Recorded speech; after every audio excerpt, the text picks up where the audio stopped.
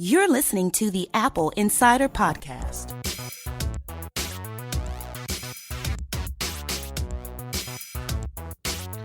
Welcome to episode 95 of the Apple Insider Podcast. Joining me is Daniel Eran Dilger. Hi, from San Francisco. Oh, no, actually, I'm sorry. I'm not in San Francisco. I'm in Los Angeles. All right. Well, one of those, right? They're separated by a short plane ride. A vast chasm as well. That too. I'd like to begin by doing a quick ad read, and then we'll get right down to it. So we all use our Macs differently, but one feature that's common to all of our Macs is the system volume. Most of us often feel that we need to have a little bit more when it comes to the system volume, and Boom 2, a volume enhancement app by Global Delight, does exactly that. So log on to Boom for Mac, that's BOOMFORMAC.com. The app comes with a trial period of 7 days, during which you can use the entire app, including the amazing audio effects. And once you're convinced, you can buy it from boomformac.com. So don't keep your ears waiting, and log on to boomformac.com now. So Dan, you got a shiny new MacBook Pro with a touch bar. Yeah, it was the 15-inch with the space gray color. So it was new in a couple of respects. Also had the touch bar, of course. And this is a review unit that Apple sent to you. Is that correct? Right. Right. So what's you've had it for nominally almost a week now, right? What's your experience like been? It's super thin. I'm used to a MacBook Air. I have an older MacBook Pro as well. It's one of the old 17s. But I use the MacBook Air because it's so much lighter and easier to carry. And, okay, so which MacBook Air have you got? Well, it's also not that new. No, but is it like a 2014 13-inch or what? No, it's like a 2011. So you've been using the 13-inch MacBook Air, and you've now gone to the 15-inch MacBook with the touch bar that Apple loaned you. And what are the differences besides the fact that it's a little bit physically wider? So it's only nominally larger. It's like maybe less than an inch taller and deeper. But the screen is so much larger, and that's because the margins around the screen are so much smaller. So the screen frame is much thinner. Right. And so you have a big, beautiful screen, and it has Apple's new support for wide color, which shows more colors, especially in vivid reds and oranges and greens, I think, is kind of where it pops out. It was a specification developed for digital cinema to show more of the colors that you can see with your eye, as opposed to the standard RGB gamut that computers have been using for quite a while now. And so they introduced it on the Mac or the iPad Pro this summer, and then they put it on the iPhone 7, and now it's on the MacBooks. And so it gives you, it's the kind of thing that if you look at it, you may not notice it immediately, but if you go back, you realize, oh wow, this is much nicer. So it's kind of like Retina display for color instead of resolution. You're seeing a lot more of what there is on the screen. So the pictures you take with your phone are going to be one of the biggest things. But a lot of content is also going to be coming out in this specification for P3 because it was designed for movies. It was designed to show. And televisions are also promoting this. The latest crop of televisions is doing high dynamic range, and wide color is kind of their primary feature set, or the new thing to be offering. So you have this big, beautiful display. You have the new keyboard and a huge trackpad. The keyboard is a evolved version of what they put on the Retina MacBook last summer, I guess. That a lot of people had a little bit of an aversion to. It was a little harder to type on because the keys are super flat and super thin, and they don't go in very far. And how it was enhanced is it feels like the key shape has more of an indentation on it. So when you type, it feels more natural. And when I first started typing, anytime you start typing on a new keyboard, it feels foreign. But I rapidly decided I liked it. The thing that's different that I'm not sure what I think about is it's a little noisier. I was about to ask about that. It has more of a clicky sound. So when you're typing, it's just like clickety, clickety, clickety. Whereas comparing it to a MacBook Air, the keycap seemed to be a little more muted. It isn't silent, but it has a kind of a softer sound to it. So I noticed that. I don't know what I really think about that, but another difference is the backlighting is more accurate. So instead of having kind of light leakage around the keys, and the feature that Apple really promoted when they describe it is that what they call a butterfly mechanism underneath, basically I don't know how you describe it, the strut that holds the key. The butterfly mechanism is how that used to be called. Right. I mean, this is a butterfly mechanism now, and they refer to the previous generation as something else, and I can't think of it off the top of my head. But it's a different design in how they call it a scissor before, I think. Yeah, it was sort of a scissor, but it was an X kind of frame if you looked at it from the side of things. So it's a little bit more sophisticated design. It allows the keyboard to be thinner so that the key doesn't travel as far, but it's still accurate. And the difference between the Air in particular, because the Air was also designed to be thin when it came out. How many years ago has that been? 2008? Mm-hmm. The latest keyboards are getting thinner and thinner. And to do that, they developed this new mechanism for each key that holds it. And the end result is that the key doesn't jiggle around as much. So when you're typing, it doesn't feel like you're typing on like whack-a-mole or something where the keys are kind of jiggling around. It feels a lot more precise. And the similar kind of feel with the trackpad. One of the reasons why it's so huge is because they've taken away the physical constraints of being an actual button where you press it down and it has to have kind of a hinge on one side and then press it down on the trailing edge. Now the entire thing is sort of a virtual button, so it responds to pressure. So it's much more like the iPhone 7 home button, where when you push it, it's not really going down, but it feels like it is because there's a vibration underneath it. So that new design, which they first introduced on the last generation of MacBooks, that was originally introduced with the case design that was built for a physical button trackpad. So the first generation of Force Touch trackpad was smaller to fit into the case that it was already designed for. This new case has been totally redesigned, the shell of the machine. Right. And so they went wild and put in an enormous trackpad, which just gives you a lot more room to maneuver around on. Is it weird to use with that gigantic trackpad? I didn't see any problem with using it. It does a pretty good job of ignoring your hands. I mean, I never noticed that there was a problem with typing and having the cursor like reposition itself. I do notice I'm not as familiar with using the Force Touch trackpad. It seems like when I'm clicking, I'm more likely to double click on, do a contextual click inadvertently. But that's probably just because my fat hands, I'm laying down two next to each other. Mm-hmm. I find that on my 2015 MacBook Pro with the Force Touch trackpad that I occasionally get weird palm rejection failures and my cursor repositions on me when I'm typing. So it's interesting to hear that you haven't had that problem with the even bigger trackpad. Yeah, it didn't seem to be an issue that I noticed. And I haven't seen other people complaining about that, so I don't know. So we haven't really talked about the touch bar yet. So what's your experience? Yeah, the touch bar replaces the top of the keyboard, and it makes it dynamic so that it can be done. It can portray anything. So that's a little bit like iOS in general, and it's a little like the computer in general. One of the things that Steve Jobs said that kind of I keep thinking about is one of the kind of core things that Apple invented is if you have a bitmap screen, you can make it appear to do anything. You can have buttons on the screen, you can have windowing controls. All these things are fake. They're an artist's conception of reality that doesn't exist. And it allows you to create a metaphor for working on things that you don't have to be a computer-aligned person to understand. Once you get this very consistent desktop, it makes sense how to manipulate things on the screen, even though what you're doing doesn't. It's a fabrication. And with iOS devices, they took over the entire screen. They threw out all the controls, all the buttons, all the keyboards virtually, except for one home button, and made the entire device basically into a shell for a screen that could be bitmapped into whatever you want it to be.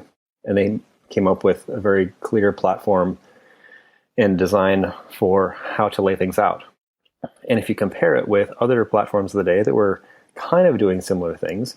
Apple did a much better job, and that's why everyone's copying Apple now. There were a lot of efforts to put, big screens on phones, but the way they implemented it was just sloppy and it didn't look good. I mean, look at the first Android things. They were just all ugly. And even what was on the screen was ugly. And Apple did a really good job of presenting it and spacing things on the screen, knowing how big to make targets so they made sense for your fingers, which was different than the previous generation of using a pointer and a trackpad or a mouse. And so that's kind of reflected in the design of the touch bar. It's basically the width of a function key, which is maybe 80% of the size of the rest of your keys on the keyboard. So it's this narrow strip, and it isn't overlaid. You can do a lot of things with it, but they have kind of guidelines that say, don't just go nuts with it. Do it like this. Have buttons that look like this. Don't go too crazy with graphics. Don't have things moving around that aren't necessary. It's kind of interesting to read the macOS guidelines for the trackbar or for the touch bar, because they really outline in quite interesting detail how they designed for this to work. And the actual design for it actually makes sense, even if you're using applications that don't make specific use of it. So it has control strip buttons that do kind of the normal things that a function key would do if you held down the alternative key. So things like expose buttons and media control and changing the volume and other things. There's a specific button for invoking Siri. And a number of people that have reviewed it, Joanna Stern for the Wall Street Journal, and there was a series of reviews, and they all seem to say the very same thing. That was, I don't get the touch bar because I know the key combination for making something bold is Command B, and it doesn't help that I have a button on the trackbar that does the same thing. It's like, well, yeah, there's a lot of things in macOS. Yeah, but that's not for you then, right? Yeah. There's a lot of reasons why you would want to have duplicative ways to do things in the user interface. Multiple entry points. Yeah. So you can use a keyboard, you can use a mouse, and here the touch bar, I keep saying it wrong, offers an alternative way to do it that is not going to replace the things you're familiar with, but what it's going to replace are things you're not familiar with. And there's a lot of key commands in an application that you're not going to know, and you're not even going to aware as an option. But if it presents it, then it is. And there's a lot of things, even in just basic applications. For example, like Activity Monitor. When you have the app open, you have a bunch of buttons there that allow you to jump between the pages of the app. That, you can also put your finger on the mouse and go over and click to it, but having the buttons right there is like, boom, you can just jump to it.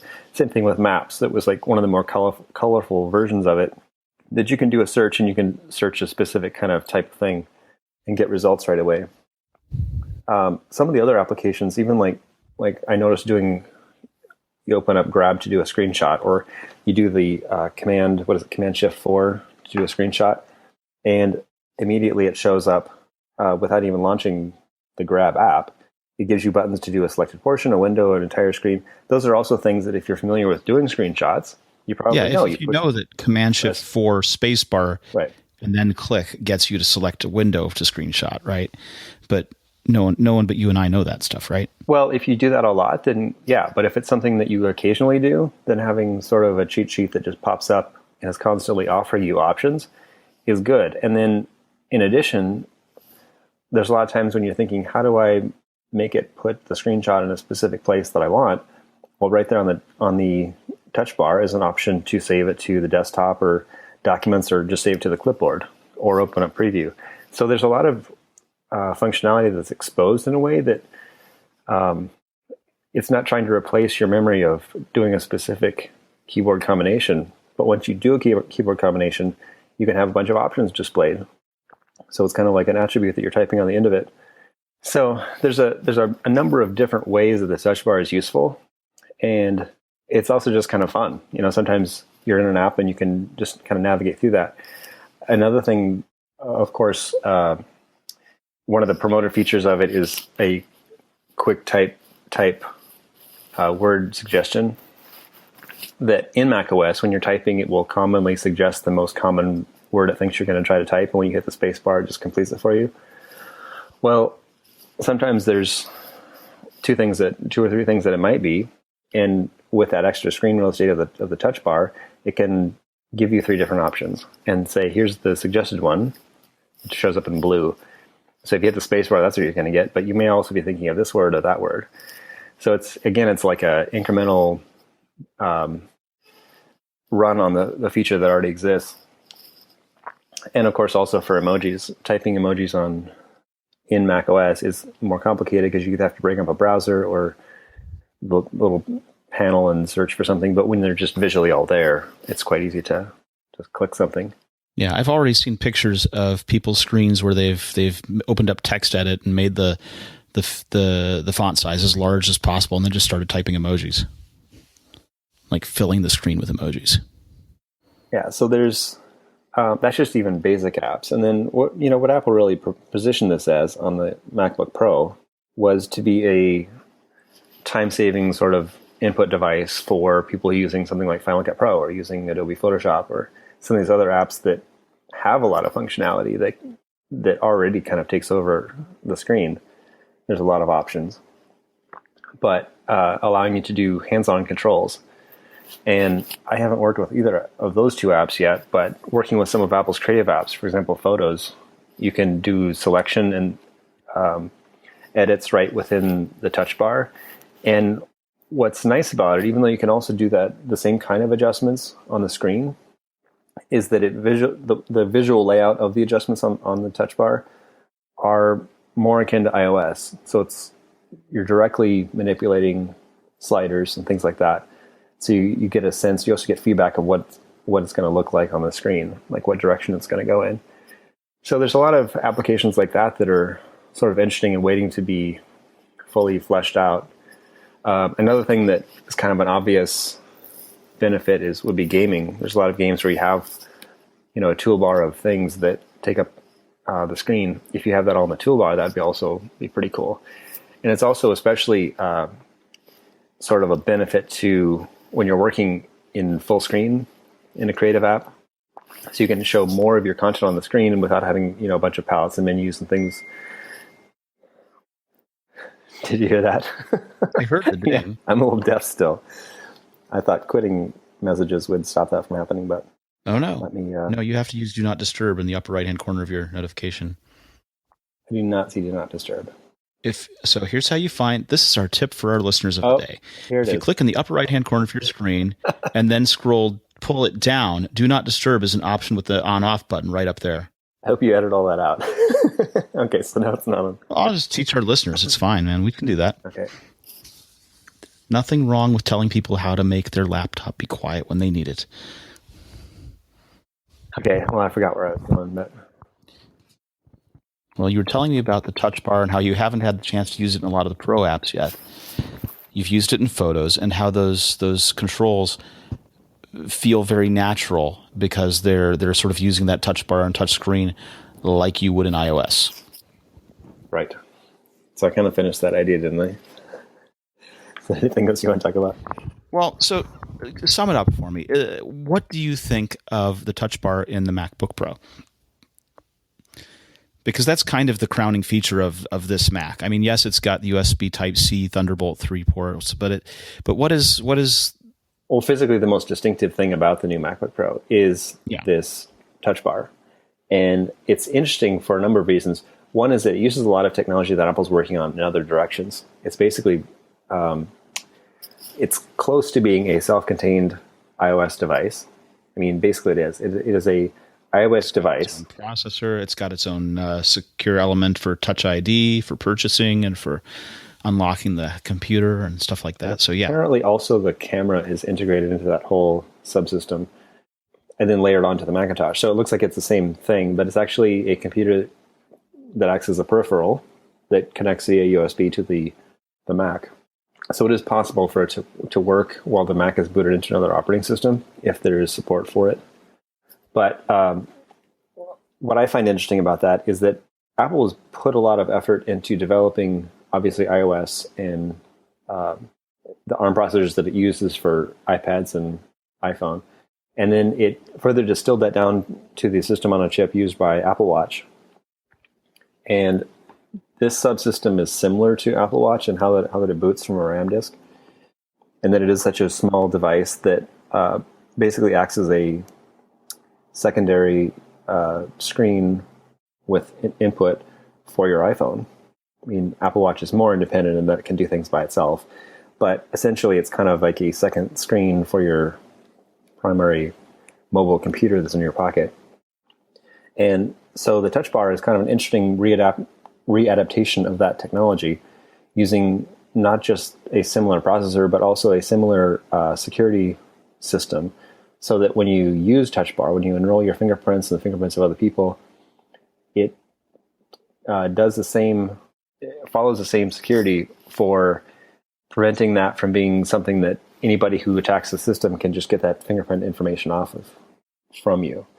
So there's a lot of thought that went into developing this.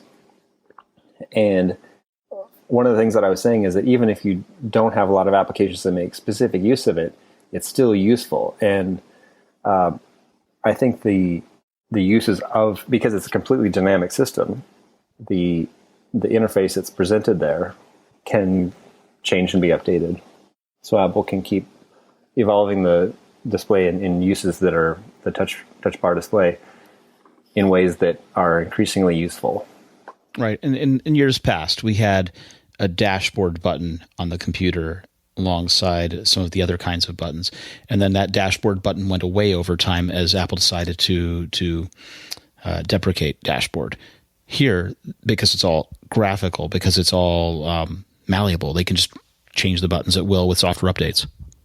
Right. And you can actually even change the layout of the buttons in a lot of the apps you use by going to the view menu. And it's very similar to adjusting the toolbar.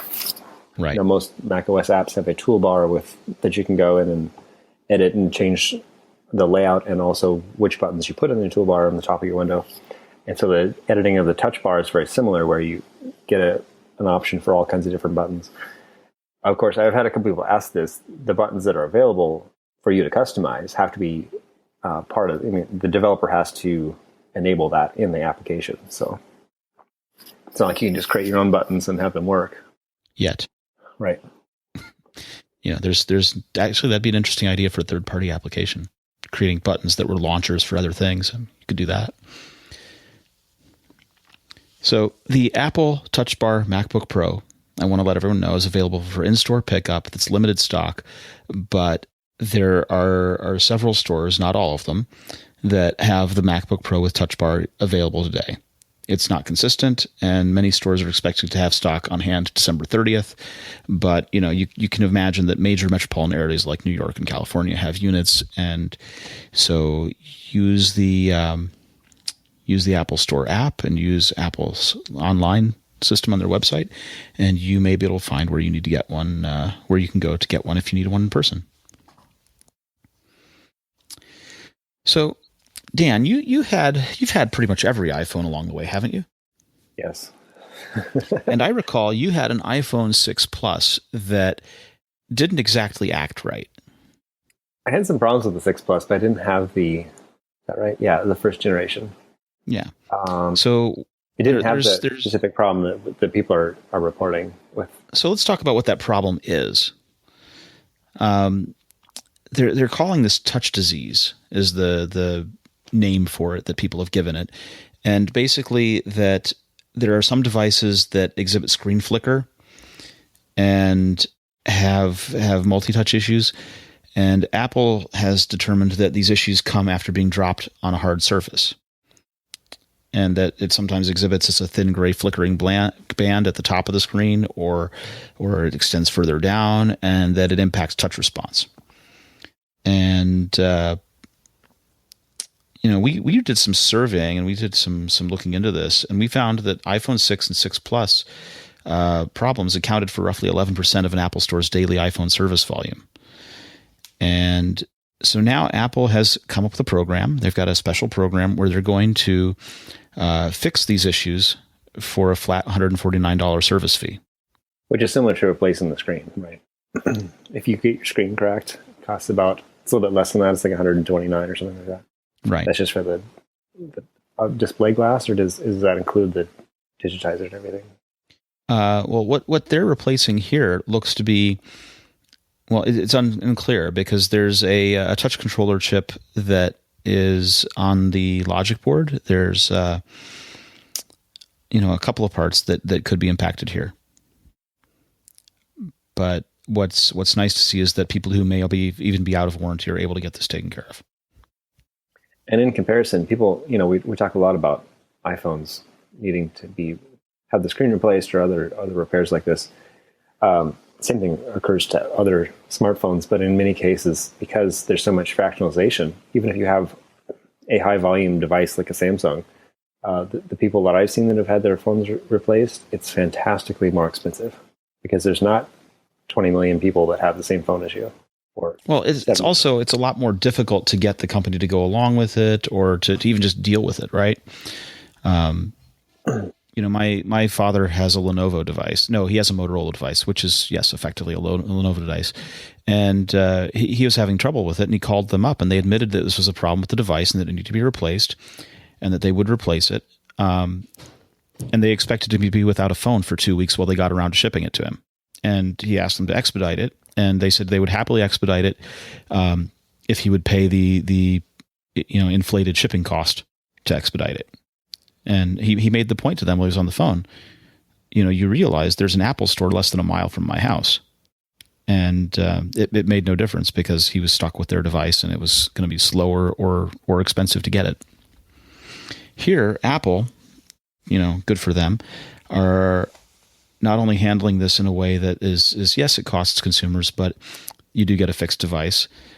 People who have paid for repairs at other service providers can apply for reimbursement through Apple. The other thing is this appears to be unique to the original 6 models. The 6 Plus versions from last year have a kind of more stronger, rigid body design. And wait a second. Let me ask, because the 6S and 6S Plus benefited from the more rigid design. That's what I mean. I wasn't aware that also was implemented on the 6 and 6 Plus models. I guess I didn't say it right. I'm talking about the 6 and 6 Plus versus the 6S and 6S Plus. Right. Yeah. So the S models that were the year after these models that we're talking about benefited from the stronger case. But I think the problems with the original 6 models are because they're now getting to as old as they are. I mean, they're now on their 3rd year, right? Hey, I've got one of those. They've been being dropped, and so the problem is starting to show up more. So it's not just because they're old, but it's a combination of being old and also a design that's less capable of being dropped and surviving than the 6S and the 7. But the other thing is that because it's now over 2 years old, a lot of people are going to be migrating away from it. They're upgrading to a newer phone. Where if your phone was only a year old and this was happening to it, that would be a little different situation if you had to pay to repair a phone that was within your contract still. Yeah. But iPhones and generally Apple stuff in general is expected to last longer than other company stuff. In part, it's more expensive. You have an expectation that's going to have a longer life, and that Apple's also going to support it longer. We also have that expectation because the software support is so much longer. Right. Now, we've been talking in the past about wireless headphones. We've talked about the EarPods. We've talked about the PowerBeats 3. And we've got a report from B&H, who is a good friend of AppleInsider, that the Apple Beats X earbuds, which have the W1 wireless chip, are going to go on sale December 16th. A listing on B&H's website was pointed out by one of our readers, a fellow named Bryce. Apple hasn't given any release date officially, but except that they were going to ship sometime before Christmas. But B&H has a listing on their website that says expected availability December 16th for online ordering. The Beats X headphones are essentially 2 earbuds, a left and a right, connected by a cable that goes behind the ears, kind of thing, goes around the neck with the mic and controls on one of the lines. The PowerBeats 3, is that already out? That's PowerBeats 3 and Solo Wireless are shipping. Solo 3 Wireless are shipping. AirPods have been delayed, and Beats X is coming. I think there was just an update saying that when the AirPods were coming out, You hear about that? There's a French retailer is claiming a November 30th ship date. So they're on course to be like a month late. But, it's... Well, stuff. if we believe that Fnac, which is the French retailer, has the accurate information, it's entirely possible they do. I mean, Fnac's not a small thing, but... Yeah, they're like the French Best Buy. Pretty much, yeah. But yeah, it was originally a late October ship date, and now we're talking November 30th. So let's talk a little bit about iPhone rumors. So the 2017 iPhone, we've talked in the past about how it's going to be thinner than ever. The screen size is going to be big. It's going to be curved. It's going to have an OLED. All these magical things, right? The latest is another Ming-Chi Kuo of KGI Securities note that says that it's going to have either a 5.1 or a 5.2 inch display, and that it'll be released alongside iPhone models with the traditional 4.5, 4.7 and 5.5 inches. So, what's your thought on this kind of thing? What's your thought on this 2017 model? Well, the depiction, the idea of a third size. The depictions that I've seen of it is basically that it's removing the margin entirely, and of the front bezel, and also the home button. So it's taking a larger screen and presumably putting it on a phone that's not much bigger than the 4.7, the standard iPhone 7.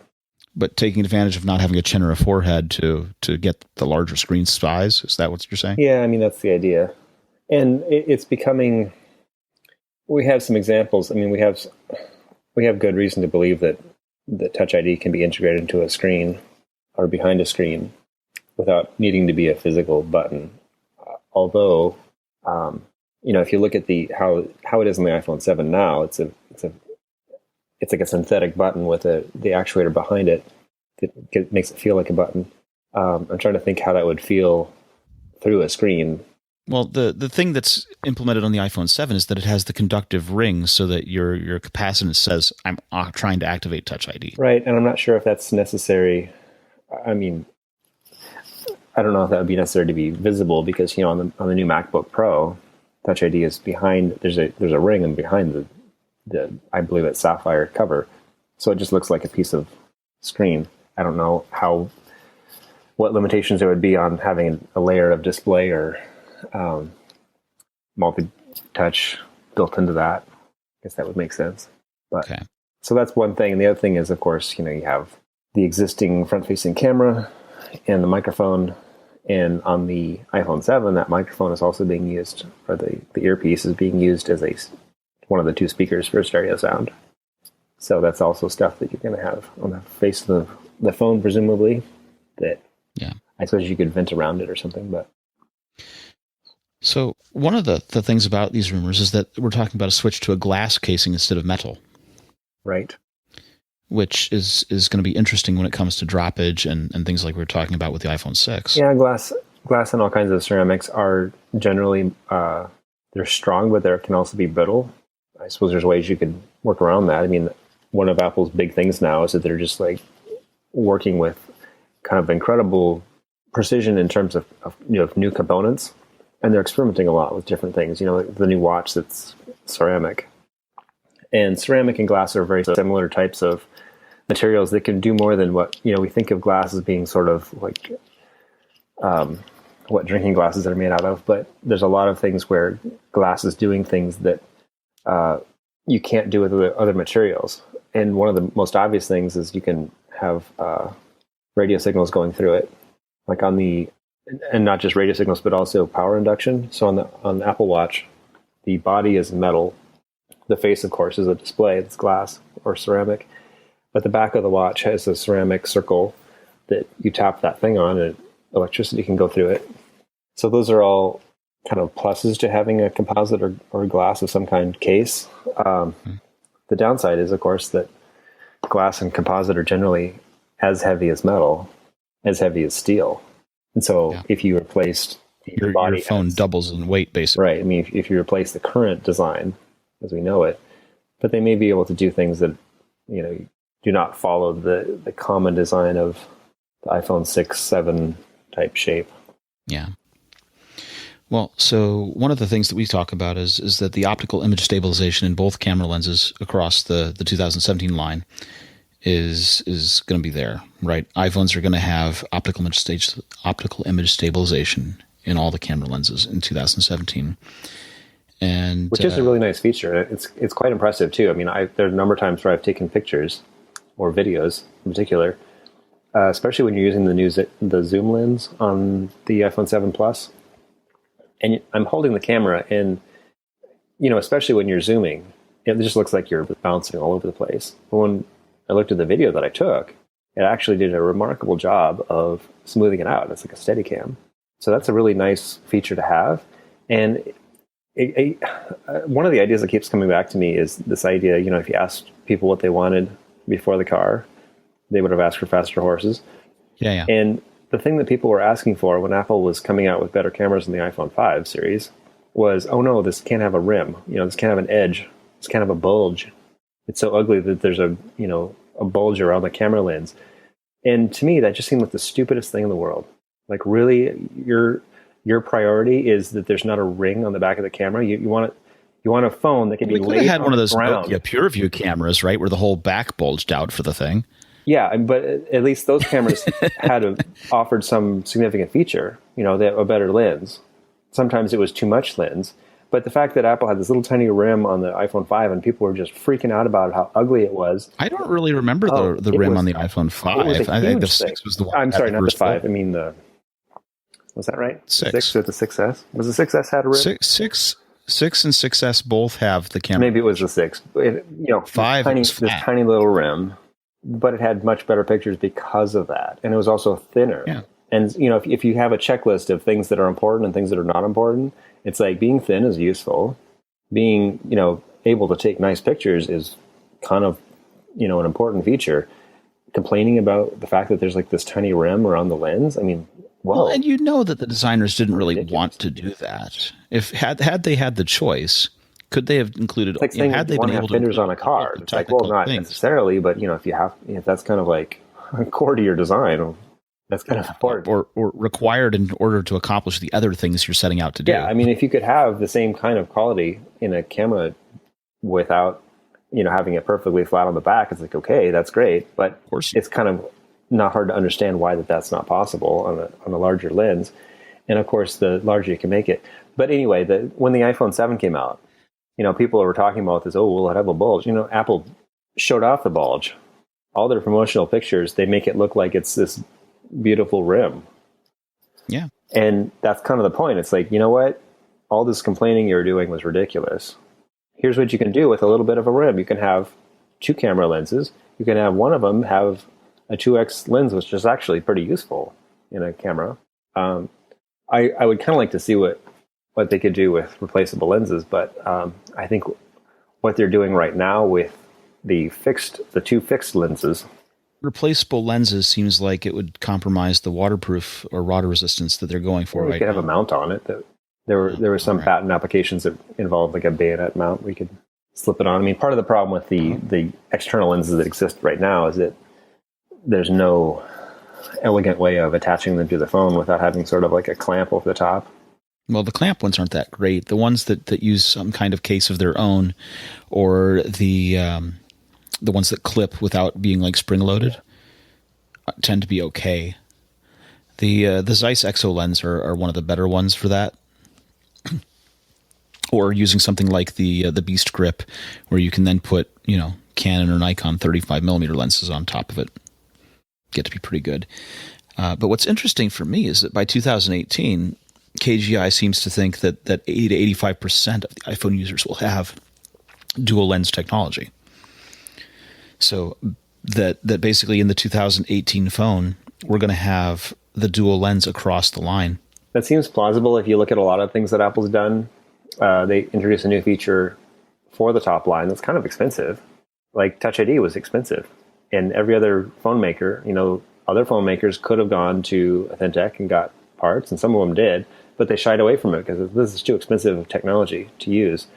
Plus, we're going to have to develop a bunch of other stuff to use it, and have it work well. Apple invested a ton of money into figuring out how to put it behind a lens so that it wouldn't wear out from your constant finger touching it. and a lot of other things, a whole security architecture for how to protect your fingerprint once you scan it in there. After they did all that work, they used it to sell the iPhone 5S, and it sold in big quantities because of that. I mean, Touch ID was an attractive feature, and people started figuring out, hey, if you can, with this little reader on your phone, you can have the passcode on it all the time, and it's not a big deal to put in your password all the time with your fingerprint. So it actually was a great thing for a lot of people. And then now it's pretty much every iPhone and almost all the iPads, except for like the Mini 2, they're still selling. It doesn't have one. But it's a ubiquitous feature.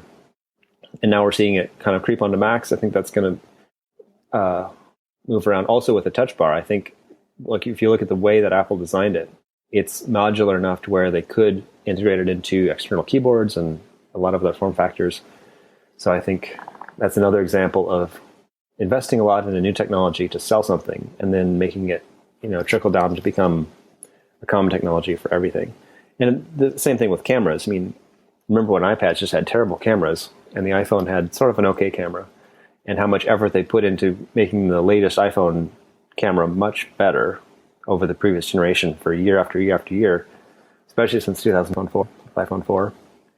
And now even an iPad has a pretty good camera. The only thing that doesn't have a very good camera is a Max.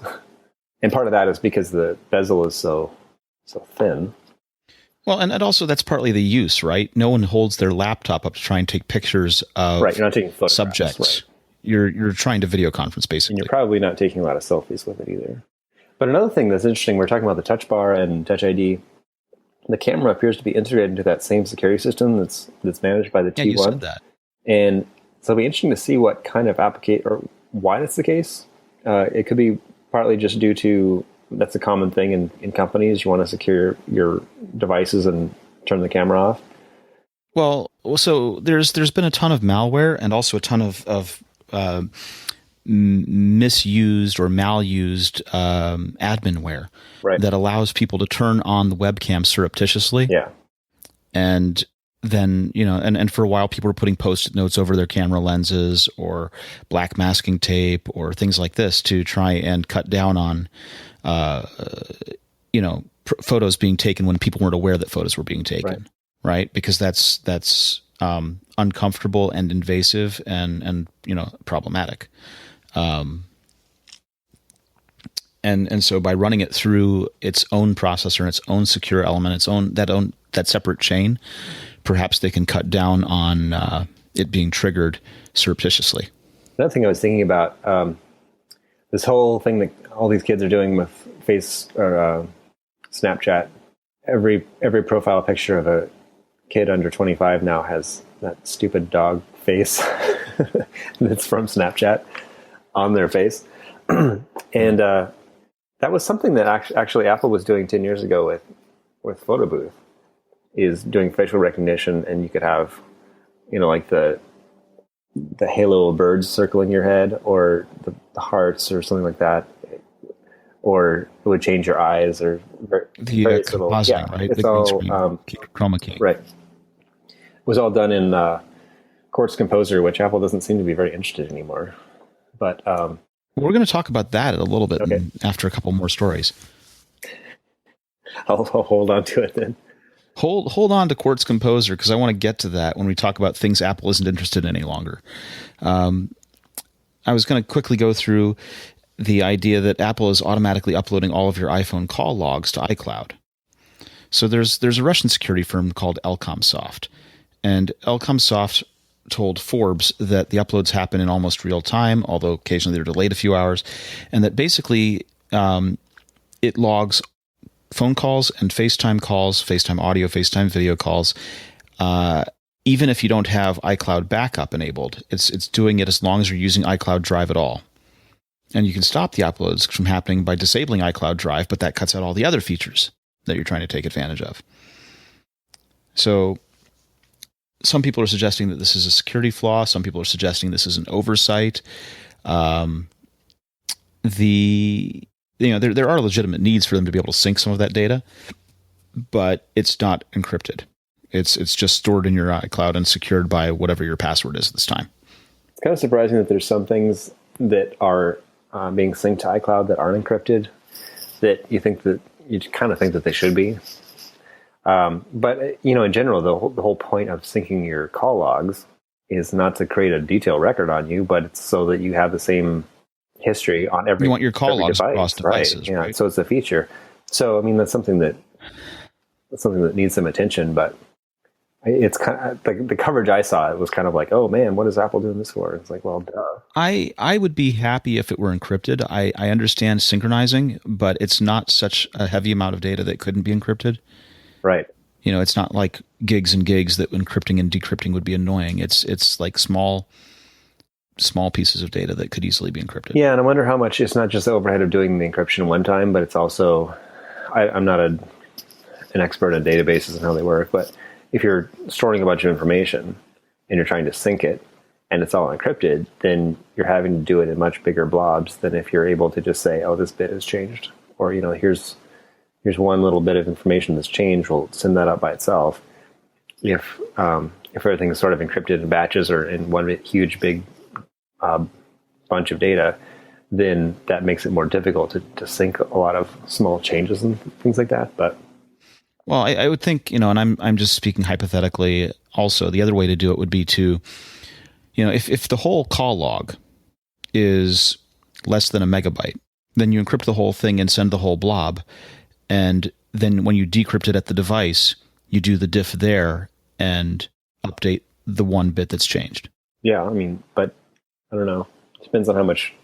I don't know exactly what it would involve and how much data you're having to send. But anyway, the Apple statement from an Apple spokesman was, we offer call history syncing as convenience to our customers so they can return calls from any of their devices. Apple's deeply committed to safeguarding our customers' data, and that's why we give our customers the ability to keep their data private.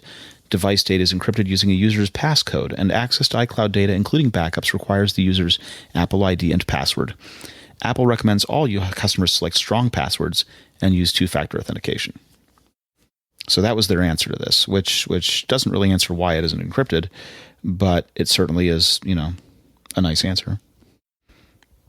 So if that information was asked for by law enforcement, would they be able to access it without account password? Yeah. Yeah, that information would totally be accessible to law enforcement. Yeah, but why is Apple's statement saying that it's, has a password and account attached to it if it's not encrypted? Device data is encrypted with a user's passcode. Separately, access to iCloud data, including backups, requires the user's Apple ID and password. But they showed with the San Bernardino thing a year ago that they were able to access the iCloud data and hand that over to law enforcement. It was the on-device data that was encrypted that they couldn't undo. Right. But there is some data on iCloud that is encrypted. I would say that is device data itself, but not the call logs. Right. I mean, I'm just thinking like your keychain is put on iCloud. It's also encrypted to the point where you can't just, maybe that's what they're saying, because there's some data you can get just by logging in, others you have to use two-factor authentication to verify that you're wanting to unlock this. Yeah. Yeah. So Elcomseft has a history of doing this, right? They were the guys 10 years ago that were cracking Adobe's encryption on ebooks, and they were doing it because they had a system kind of like Apple's VoiceOver where it would read aloud an ebook. So they were cracking ebook encryption so that people could read ebooks for the non-sighted. So they have a history of pursuing these kinds of things. I also want to mention, and maybe get you to talk about, Dan, an Apple invention that integrates Siri into iMessage and where it aids in peer-to-peer payments. Yeah, I saw the patent for that. It looked like the idea was to have a conversation. You're having a conversation with people in iMessage, and you can just sort of ask Siri a question directly, or you can just say something that Siri can answer, and like pops up and gives you information about things like travel times or other ideas. And we've been hearing a lot of talk about virtual assistants and intelligent assistants, where it jumps in and provides you with information even if you're not necessarily asking for it. Just kind of like volunteers information. Yeah. So the patent drawings, because there are always good diagrams with patents, show an iMessage, a group set of iMessages with Brett, Joel, and Siri participating. And so, you ask what's for lunch, and Brett suggests a place, and Joel suggests a place. And you say, I'm already there. It sounds great. How long till you guys get here? And Siri interjects and checks and tells you how far away Joel and Brett are. Right. Which is kind of a neat thing. Yeah, it would require everyone to be sharing their location or something. Right. It would require Brett and Joel to be sharing their location. But we know that, I have it set up with iMessage so that my wife can, for example, see where my location is. So she knows where I am and how far I am away. So that's totally possible. Other examples, so Siri pulling data directly from an ongoing chat session, like scheduling dinner for participants in an iMessage conversation. The assistant, with permission from chat members, accesses location data from each member and offers a selection of nearby restaurants as an in-chat poll. So you can vote on time and place and where to go. There's another suggestion that kind of seems more likely to me of you're talking to somebody to set up an appointment and you kind of just ask your calendar basically, and Siri is giving information about when you have slots available, that kind of thing. It seems like it would be quite useful within a conversation that you're already having. Yeah. So there's a conversation where people say, "Hey, can you guys chip in $10 for Scott's birthday?" And Siri says, "Sure. Here's the ways I'd suggest paying using cash, maybe." There's some other, a lot of this stuff was kind of predicted, like a long time ago with is it Newton Navigator or Knowledge Navigator? It was the Knowledge Navigator. And that was like probably early 90s or late 80s or something like that. It's feeling like 89. No, the processing power is so much tremendously better. But there's also a lot of things that, like search and indexing. There's a lot of times I search for things that it just doesn't. The Knowledge Navigator was 87. Nothing. Wow. And you're just like, what? Come on, I'm searching for something that should have been right on the top of my pile, and you're giving me all kinds of esoteric, weird results that are totally useless. Apple's good at a lot of things with design and hardware and software layout and design. They're very good at making things look nice, but search, Google makes that look really easy. Well, they make it look easy, but it's clearly not. There's a lot of effort that goes into that. Now, we were talking a second ago about technologies that Apple no longer seems to have interest in. And you named Quartz Composer. Yeah, I think it's been sitting in a holding pattern since like 2011. And what it was a way to kind of programmatically lay out. It was kind of visual programming. There's a lot of different things you could do with it, but a lot of what people were using it for was for visualizations and DJs and doing shows and stuff where you lay out something where you have basically input from some kind of text thing going into a deal where it would overlay text and put it on a display and animate it in a certain way. Right. So you'd have these little blocks of program that had inputs and outputs, and you drag wires between them to hook them up to get them to do things. It was a very visual way of programming. And it sounds, when I'm describing it now, it sounds kind of like MIT Scratch, but MIT Scratch is about putting puzzle pieces together and adjusting variables. This was very much about dragging things and wiring them up. And it was pretty cool. I used to use it for making new chroma key plugins for Photo Booth and for what was iChat video, that's now FaceTime. I know people who use it in conjunction with a Facebook project called Origami to actually make iPhone app prototypes that act like they're live. It was a very cool technology, and you're telling me that's been pretty much ignored? Well, it hasn't been updated for a long time. The actual tools, I think they still bundle it with Xcode. I haven't looked at it in a while, but it's one of the things that Apple seems to kind of go in a different direction. One of the other things that people have been talking about more recently is automation. Some of the automation tools that, this is what as they have previously been implemented. And I think one of the things that's happening, if you look at all the effort that I was putting into Swift and in building new Xcode tools, but also kind of building them around Swift, I think we're going to see a lot of modern automation tools and things that kind of take the place of some of the filter programming, visual programming kind of things that we saw with course composer. Well, let's give a little history here. So in the beginning, there was HyperCard, right? And HyperCard was way back in the old System 7 kind of days, where you basically programmed by using a deck of cards, right? And you'd create something and then have it click, and that it would show the next result as a card, right? Shuffling the deck, basically. And then there was AppleScript, and AppleScript is also dates from those kinds of days. And AppleScript was the idea that you could use natural language, English language, to program. It turns out that's really hard to do because computers expect rigid syntax, and language kind of lets you avoid using rigid syntax. You can move things around, do them all sorts of awkward ways. So it was a little difficult to do, but it was certainly useful for a lot of people for a long time. And then they introduced Automator, right? And Automator is cool because you don't have to necessarily know the syntax. You can drag blocks for different programs and different operations into a chain of events that will happen when you run some automation, and it will ask for inputs and then give outputs. It's pretty cool. I use it every day, actually.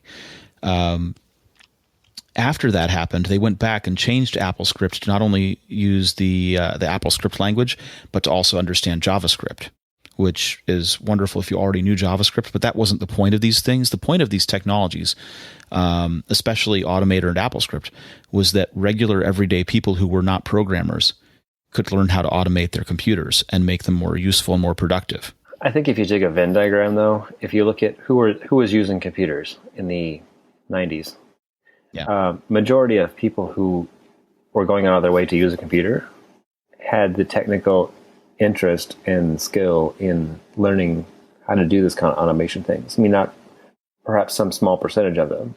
I want to disagree a little bit with that, because there are tons of people who've just been using these things to answer simple questions like, I have a stack of images and I want to turn these stack of images into a stack of individual slides in a keynote presentation. What is the fastest way to do that?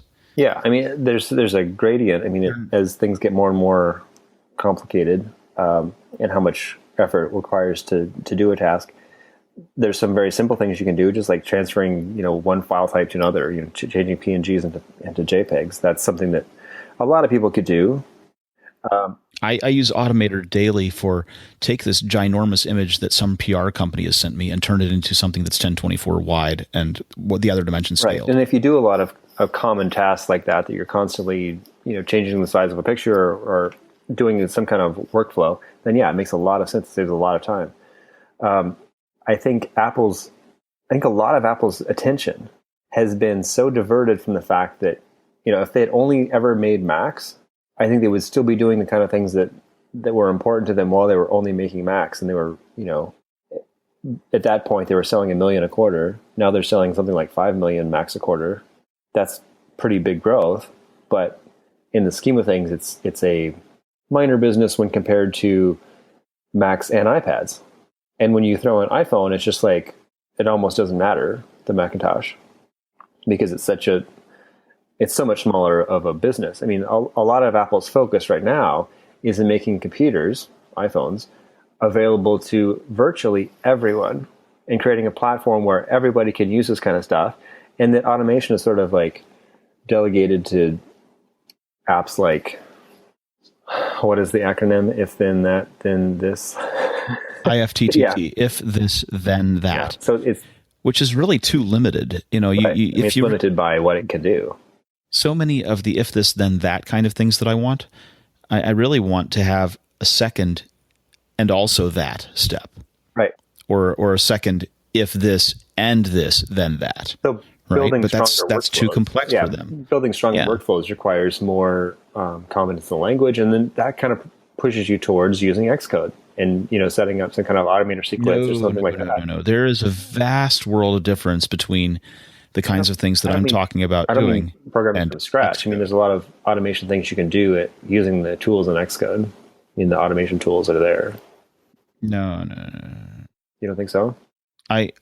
the examples that I've given, like simple resizing of a mass of photos, or taking a bunch of photos and creating individual slides in a presentation from those, I never want to touch Xcode for that. Well, Are you kidding me? there's different tiers of like complexity of what you're trying to do. I'm talking about if you have some complicated workflow that you want to automate, then that's something that you can start to look at. But it's kind of a question of how much attention do you want Apple to focus on this and this and this.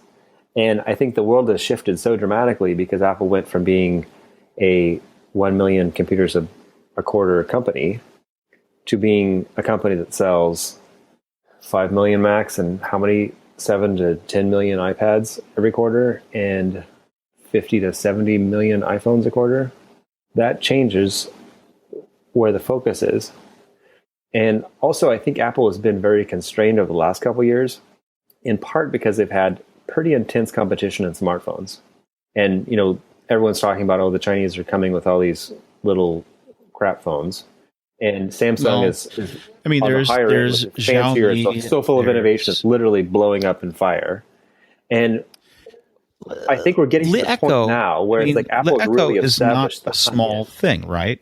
The Echo has TVs, the Echo has phones, the Echo has cars that they're working on that actually exist, not just some far off in the future. But a lot of these companies are effectively startups that are leveraging.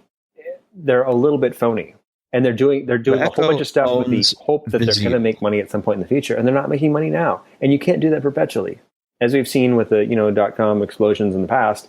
You can't just pretend to make money forever. And you see these companies, like everything Google has done outside of search and monetizing ads, has just been complete garbage almost entirely across the board. All of the other alphabets haven't gone anywhere. And now they're doing some pretty severe cost cutting. They're doing like Apple 1990s cost cutting. And also rolling them back into the greater fold, right? As opposed to being allowed to run individually. Yeah. So, this whole idea, it's all fun and exciting for media people to report on, far off technology and robots and all this kind of stuff. But unless you're able to make a business out of it, you can't sustain it.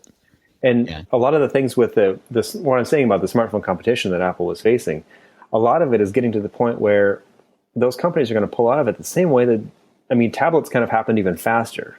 We've seen this arc of smartphones coming in and kind of plateauing and sort of failing to grow at this point. Tablets happened even faster. They took off faster. They reached this like crazy critical mass where Apple was at one point selling 25 million iPads a quarter for a while, or something like that. It was something insane. They were selling tremendous numbers of iPads. And then, of course, it's fallen down to the point where Apple's basically servicing the installed base now. And they're making efforts to sell into enterprise and to other markets and things like that. But Apple's tablet sales have hit this kind of regular level that's much lower than their peak, but it's still, more than the Macs that they're selling every quarter. That kind of peak that Apple has experienced has been even more roughly experienced by everyone else who's making tablets, because they never ever made any money. Apple made tremendous amounts of money on tablets, and they still make billions of dollars on tablets, on iPads.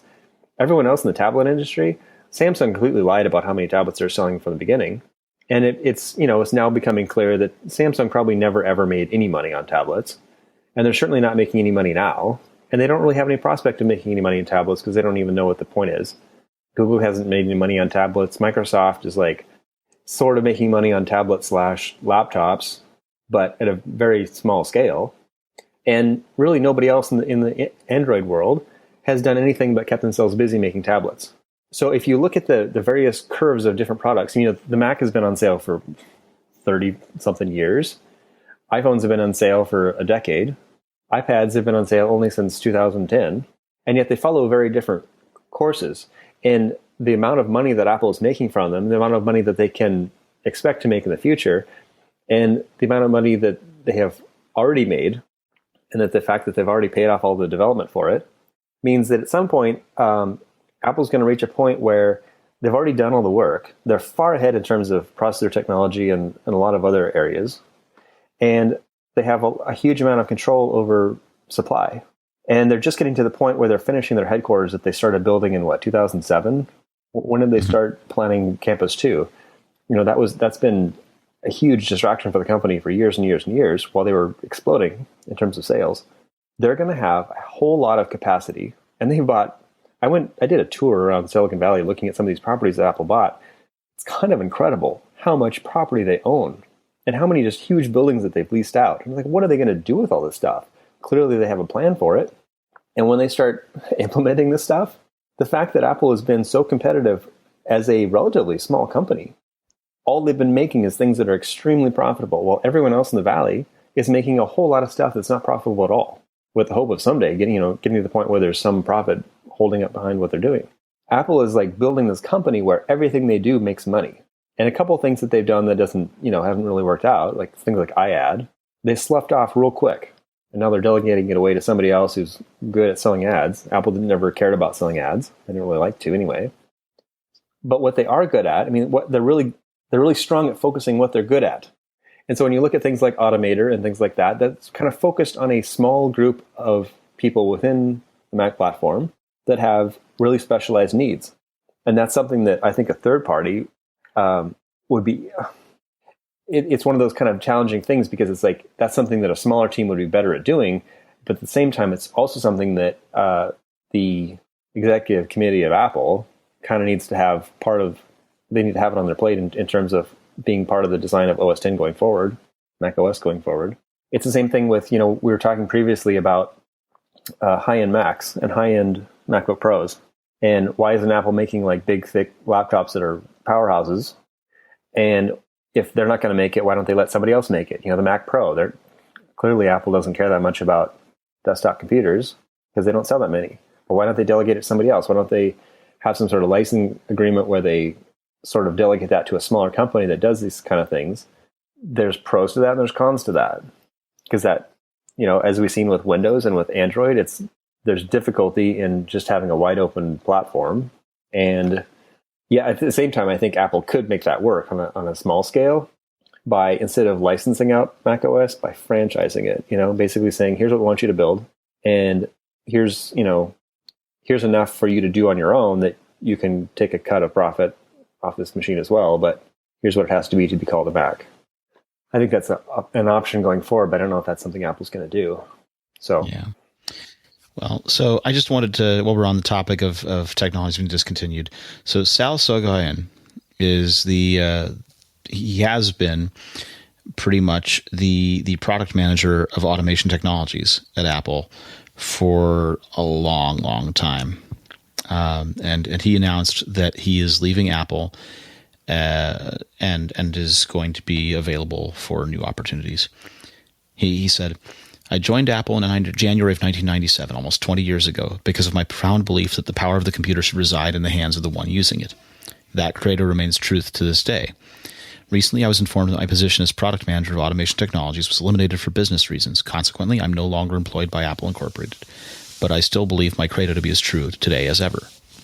And he worked on so many things, right? He worked on the Unix CLI, so Shell, Python, Ruby, Perl, system services, Apple Events, JavaScript, AppleScript, Objective-C, Scripting Bridge, Automator, Apple Configurator, scripting support in Photos, iWork, Finder, Mail, pretty much everything. He had a presentation at WWDC this summer that I went to, and it was actually kind of interesting because it clarified a couple of things for me. One is that Siri and advanced dictation are completely separate on the Mac. They're like completely separate technologies. Yeah, well, I kind of thought they were. Yeah, but they're even more separate than I thought. And I think they're completely one of the distinct. things he was showing off was a package of tools that you could use along with Siri, basically by making Siri listen to, using advanced dictation to trigger Siri so that you could start a command and like create a command sequence. And it was sort of like using Siri, but you're basically using Siri to launch something. You're scripting Siri. So you're launching a script and then you're doing scripted tasks. And it was an interesting combination of a couple of things that Apple does. He's a real character. Yeah, he is. He's a personality if there ever was one. And I'm kind of sad because it's sort of an end of an era now. Yeah, I mean, that too. We don't know exactly what's happening. I mean, we don't know what the strategy behind that is either. So, and it's one of those things where Apple is such a black box, you don't really know what they're doing in a lot of cases. It's like, everyone's making assumptions about what the car is and, what Apple's doing with automotive and... Yeah, but eliminated for business reasons doesn't sound very friendly, right? Yeah, I mean, that's what I'm saying. But we don't know the whole idea behind it. We don't know what we don't know, which is true. All right. Well, parting thought, Dan. Go ahead and give me a parting thought here. Parting thought: the MacBook Pro is a very nice machine. It's a credible replacement for a MacBook Air, but you got to return that thing, don't you? Instead of just being thin, yeah, I do. Are you going to buy one? Yeah, I've been kind of waiting for the machine because, like I said, I mean, both my Air and my MacBook are both getting pretty old, and there's a lot of things they can't do. One of them is you can't unlock with your iWatch or Apple Watch. So I set it up on this machine. It was actually kind of a pain because you have to turn on two-factor authentication. I had two-step authentication still in place. They are getting that turned on for a lot of things. They're requiring that to be turned on for unlocking with the watch. They're requiring that to be turned on for remote access to your HomeKit accessories. Oh. Well, the benefit they're basically finding ways to push to get really cool. Everyone extremely fast. So I set it up to unlock with your watch, but it still takes a few seconds. So you open it up and it's like a couple seconds of in the process of unlocking with your watch kind of thing. Whereas if you just open it up and touch it, you're just boom, immediately logged in. And it's really handy for unlocking content. Like most obvious example is Notes, and 1Password is doing that now. So it'd be cool when developers start taking greater advantage of Touch ID to do interesting things. And of course, the Touch Bar is a similar example of that, and like interesting things you can do.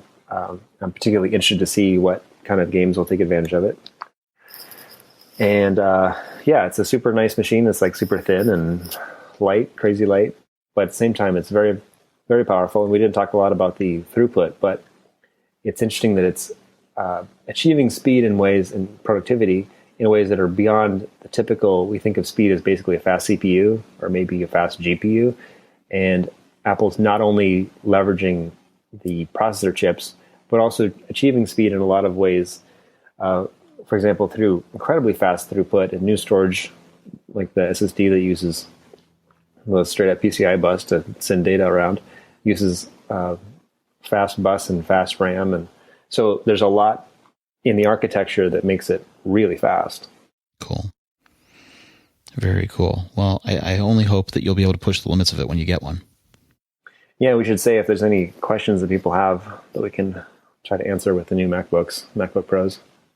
Yeah, people should tweet us if they have questions about that. I've seen some questions that we've tried to incorporate in the review and other articles. But yeah, if you have any questions about what's going on with it. One of the questions somebody had was using it in target disk mode, which that was always a feature with FireWire, that you could plug in a Mac to another Mac and use the other Mac as a hard drive. And you can do that over Thunderbolt 3. But I don't have a second Thunderbolt machine to test it with. And one of the questions was, if you have a Thunderbolt drive attached to a MacBook Pro and you put the MacBook Pro into target mode, will you see both drives? And the answer should be yes, but we haven't tested it yet, because that's the default behavior of target mode. Is when you have it in target mode, it shows all the disks as connected to the host. Yeah, it should. Cool. Well, this is another episode of the AppleInsider podcast, episode 95. And, Dan, I want to thank you again for being on the show. Tell us where people can find you online. I'm writing for AppleInsider, of course. And then also we have stuff on Twitter at Daniel Eran, Eran. And we're also throwing photos up on Instagram at it's AppleInsider. AppleInsider official. _official. Cool. Excellent. Well, I'm your host, V Marks, and I'm at V Marks on Twitter, and I want to thank you for listening. And if you have questions, please, as I say, direct them to Daniel or I on Twitter. And also, if you have positive thoughts you'd like to share, please feel free to leave us reviews on iTunes. This is another perfectly good episode of the AppleInsider podcast. We'll join you again next week.